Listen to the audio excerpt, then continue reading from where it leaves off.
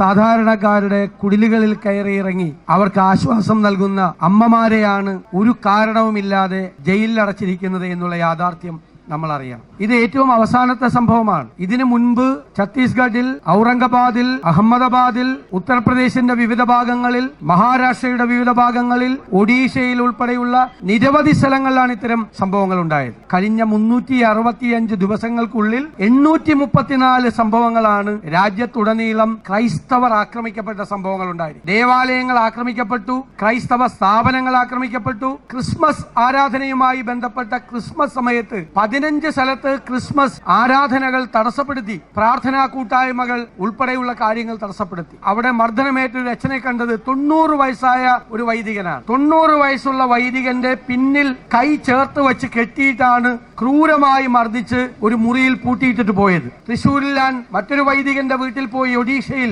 അദ്ദേഹവും ക്രൂരമായ മർദ്ദനമേറ്റുവാങ്ങി അദ്ദേഹത്തിന്റെ സഹവികാരിയുടെ തോളലാണ് അടിച്ചു പൊട്ടിച്ചത്. അപ്പൊ വ്യാപകമായി സംഘപരിവാറിന്റെ നേതൃത്വത്തിൽ രാജ്യത്തുടനീളം ക്രൈസ്തവരും ക്രൈസ്തവ ദേവാലയങ്ങളും സ്ഥാപനങ്ങളും ആക്രമിക്കപ്പെടുകയാണ്.